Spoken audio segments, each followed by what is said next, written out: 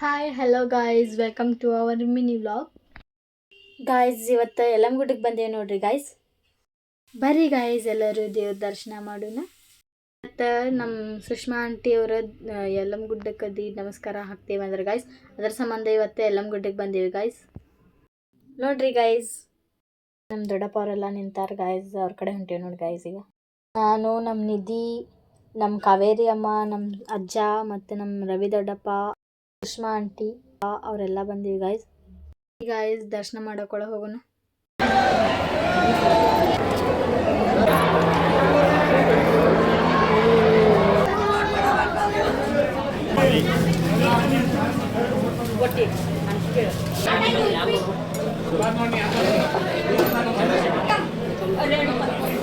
Bhoomika